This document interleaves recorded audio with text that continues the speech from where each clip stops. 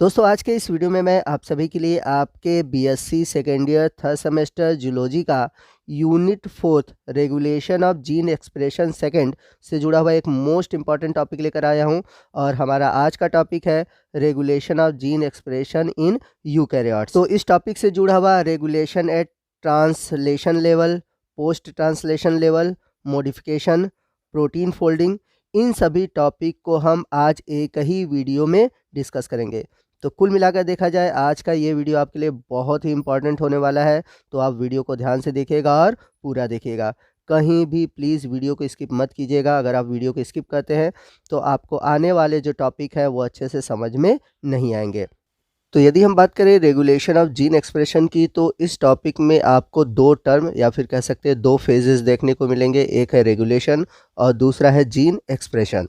तो यहाँ पर रेगुलेशन का मतलब होता है कंट्रोल करना, यानी कि टू कंट्रोल। तो ये जो कंट्रोल होता है ये आपका पॉजिटिव साइड भी हो सकता है या फिर निगेटिव साइड भी हो सकता है। फॉर एग्जांपल जैसे किसी हार्मोन्स का सिक्रीशन है, उसको हम घटा भी सकते हैं, बढ़ा भी सकते हैं। तो ये दोनों चीज़ें किस में आएंगी? पॉजिटिव और निगेटिव रेगुलेशन में आएंगी। तो इस तरह से देखा जाए तो हार्मोन्स का यहाँ पर जो सिक्रीशन है वो कंट्रोल कर रहे हैं या फिर रेगुलेट कर रहे हैं।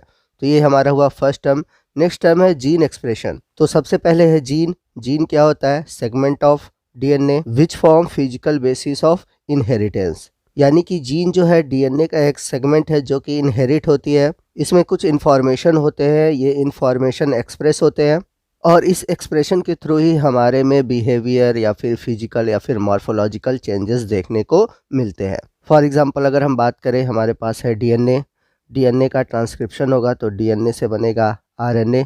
ठीक है, हम सभी जानते हैं कि जब ट्रांसक्रिप्शन होता है तो ट्रांसक्रिप्शन के थ्रू ही डीएनए से बनते हैं आरएनए। तो आरएनए बनेगा एचएनआरएनए, जिसे हम हेट्रोजीनस आरएनए कहते हैं। एचएनआरएनए के बाद जो नेक्स्ट प्रोसेस होगा उससे बनेगा एमआरएनए। यहाँ पर आप ध्यान दीजिएगा कि यहाँ पर जो हम जीन एक्सप्रेशन की बात कर रहे हैं वो बात कर रहे हैं यूकैरियोटिक सेल की, क्योंकि यूकैरियोटिक सेल के अंदर ही प्रोसेसिंग होती है, स्प्लाइसिंग होती है, जहाँ पर कोडिंग सीक्वेंस जोड़ दिए जाते हैं और जो नॉन कोडिंग सीक्वेंस है वो हटा दिए जाते हैं। और जो ट्रांसक्रिप्शन का प्रोसेस है वह सेल के न्यूक्लियस में होता है, जबकि प्रोकैरियोटिक सेल में ये साइटोप्लाज्म में ही होता है। और यूकैरियोटिक कोशिका में हम सभी जानते हैं कि न्यूक्लियस पाया जाता है। तो जो ट्रांसक्रिप्शन का प्रोसेस होता है वह न्यूक्लियस के अंदर ही होता है। अब ये जो एमआरएनए बना यह न्यूक्लियस से बाहर आता है और पहुंचता है साइटोप्लाज्म में। साइटोप्लाज्म में पहुंचकर ये जो एमआरएनए है वह राइबोसोम के साथ जुड़कर प्रोटीन का फॉर्मेशन करता है। और जैसा कि हम सभी जानते हैं एमआरएनए से प्रोटीन बनने की प्रोसेस को हम बोलते हैं ट्रांसलेशन। तो यहाँ पर आप देख सकते हैं कि ये पूरा प्रोसेस डीएनए से होकर प्रोटीन तक गुजरता है। अब ये जो प्रोटीन हो सकता है ये हार्मोन्स हो, एंजाइम हो, और इस हार्मोन्स या एंजाइम के कारण आपके शरीर में फिजियोलॉजिकल, बिहेवियरल या फिर मॉर्फोलॉजिकल चेंजेस होते हैं। तो इस तरह से जो जीन एक्सप्रेशन होता है वो प्रोसीड होता है, यानी कि जो डीएनए से प्रोटीन बनता है वह जीन एक्सप्रेशन को प्रदर्शित करता है। तो आइए डेफिनेशन की ओर चलते हैं। तो यहाँ पे लिखा हुआ है regulation of gene expression refers to a very broad term that may occur at various level. तो यहाँ पर जो बोला हुआ है कि वेरी ब्रॉड टर्म, तो ब्रॉड टर्म इसलिए है क्योंकि डीएनए से प्रोटीन बनने का जो प्रोसेस है वो बहुत स्टेप से होकर गुजरता है, उसका रेगुलेशन बहुत ही जटिल होता है, यानी कि कॉम्प्लिकेटेड होता है। इसलिए यहाँ पर टर्म यूज हुआ है very broad term. So that gene expression resulting in the formation of polypeptide. इस तरह से जो जीन एक्सप्रेशन होता है वह पॉलीपेप्टाइड के रूप में होता है। तो पॉलीपेप्टाइड का मतलब क्या हुआ? प्रोटीन हुआ। तो डीएनए से लेकर प्रोटीन तक का जो फॉर्मेशन है ये जीन एक्सप्रेशन हुआ। तो यूकैरियोट में जो रेगुलेशन होता है वो कई लेवल पर होता है। तो सबसे पहला है ट्रांसक्रिप्शनल लेवल। तो इस लेवल पर क्या होता है कि सबसे पहले बनता है एचएनआरएनए, फिर उसके बाद एचएनआरएनए से बनेगा एमआरएनए। इसके बाद अगला है प्रोसेसिंग लेवल, जिसमें कि स्प्लाइसिंग होती है। थर्ड है transport of mRNA from nucleus to cytoplasm, यानी कि जो एमआरएनए बना हुआ है वो पहुंचता है साइटोप्लाज्म में। और फोर्थ है ट्रांसलेशनल लेवल। तो ट्रांसलेशनल लेवल में क्या होता है कि एमआरएनए से बनता है प्रोटीन। तो यहाँ पर ये 4 लेवल है जहाँ पे हम यूकैरियोट के जीन एक्सप्रेशन को रेगुलेट कर सकते हैं। तो ट्रांसक्रिप्शनल लेवल पर फॉर्मेशन हो रहा है प्राइमरी ट्रांसक्रिप्ट का। तो प्राइमरी ट्रांसक्रिप्ट क्या बन रहा है? एचएनआरएनए। यानी कि हेट्रोजिनस आरएनए। तो याद रखिएगा कि यहाँ पर प्राइमरी ट्रांसक्रिप्ट है HNRNA। सेकंड है प्रोसेसिंग लेवल। तो प्रोसेसिंग लेवल क्या होता है? तो ये जो HNRNA इसमें कुछ कोडिंग सीक्वेंस होते हैं, कुछ नॉन कोडिंग सीक्वेंस होते हैं। तो इसकी जब प्रोसेसिंग होगी, कोडिंग सीक्वेंस को जोड़ दिया जाएगा, नॉन कोडिंग सीक्वेंस को हटा दिया जाएगा। इसी को हम बोलते हैं स्प्लाइसिंग। और इस तरह से लास्ट में सिर्फ कोडिंग सीक्वेंस बचेंगे जिसे हम बोलेंगे mRNA। तो याद रखिएगा इस प्रोसेस में एक्सॉन को जोड़ दिया जाता है, इंट्रॉन को रिमूव कर दिया जाता है। प्रोसेसिंग लेवल को हम पोस्ट ट्रांसक्रिप्शनल मॉडिफिकेशन भी कह सकते हैं, क्योंकि ये जो प्रोसेस है ये ट्रांसक्रिप्शन के बाद हो रहा है और इसमें कोडिंग और नॉन कोडिंग सीक्वेंस में चेंजेस किए जा रहे हैं, यानी कि नॉन कोडिंग सीक्वेंस को हटाया जा रहा है, इसलिए इसे हम मॉडिफिकेशन भी कहते हैं। तो इसलिए ये जो स्टेप है पोस्ट ट्रांसक्रिप्शनल मॉडिफिकेशन भी कहलाता है। थर्ड जो रेगुलेशन लेवल है वो है transport of mRNA from nucleus to cytoplasm, यानी कि इस स्टेप में जो mRNA बना है अब वह न्यूक्लियस से निकलकर साइटोप्लाज्म में आता है। फोर्थ जो रेगुलेशन का लेवल है वो है ट्रांसलेशन लेवल, यानी कि यहाँ पर mRNA से फाइनल प्रोटीन बन रहा है। तो ये 4 लेवल यूकैरियोट्स में देखे गए हैं जहाँ पर जीन एक्सप्रेशन का रेगुलेशन हो सकता है। तो आइए डायग्राम के थ्रू समझते हैं कि यूकैरियोट्स में कैसे जीन एक्सप्रेशन का रेगुलेशन होता है। तो यहाँ पर आप देख सकते हैं सबसे पहले न्यूक्लियस है, ठीक। तो जैसा कि हम सभी जानते हैं जो ट्रांसक्रिप्शन होता है वो न्यूक्लियस में होता है और जो ट्रांसलेशन होता है वो साइटोप्लाज्म में होता है। तो यहाँ पर डीएनए है और इस डीएनए से ट्रांसक्रिप्शन के थ्रू बनेगा HNRNA। तो HNRNA हम सभी जानते हैं कि पहला ट्रांसक्रिप्ट प्रोडक्ट है, इसीलिए इसको हम बोलते हैं प्राइमरी ट्रांसक्रिप्ट। अब यहाँ पर स्प्लाइसिंग होती है, यानी कि जो कोडिंग सीक्वेंस होते हैं वो आपस में जुड़ जाते हैं, जो नॉन कोडिंग सीक्वेंस होते हैं वो निकल जाते हैं और इस तरह से बनता है mRNA। तो HNRNA से बना mRNA बाय द स्प्लाइसिंग। तो HNRNA पर आपको जो कोडिंग सीक्वेंस है यहाँ पर ग्रीन कलर से दिखाई दे रहे हैं, जो नॉन कोडिंग सीक्वेंस है वो आपको ब्लैक कलर से दिखाई दे रहे हैं। तो स्प्लाइसिंग में होता क्या है कि जो HNRNA है उसमें जो कोडिंग सीक्वेंस होते हैं वो आपस में जुड़ जाते हैं और जो नॉन कोडिंग सीक्वेंस होते हैं वो हट जाते हैं। तो सेकंड लेवल पर होता है स्प्लाइसिंग।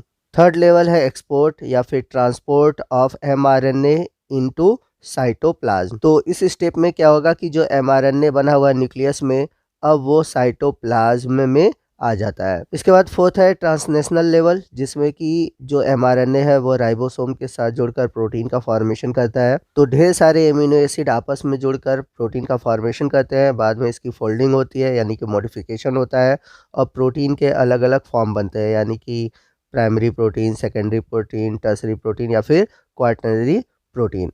तो इस तरह से ये आपका फर्स्ट रेगुलेशन लेवल है, ये सेकंड है, ये थर्ड है और ये फोर्थ रेगुलेशन लेवल है। आइए एक दूसरे डायग्राम से हम डिटेल से समझते हैं। तो यहाँ पर आपका है डीएनए, मैं हाइलाइटर के थ्रू समझा देता हूँ। तो डीएनए में ट्रांसक्रिप्शन के थ्रू बनता है इनिशियल ट्रांसक्रिप्शन प्रोडक्ट, यानी कि HNRNA।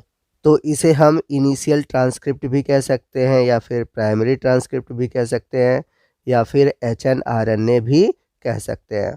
तो तीनों नामों से ये जाना जाता है। आपके बुक में ये तीनों नाम अलग अलग मिल सकते हैं।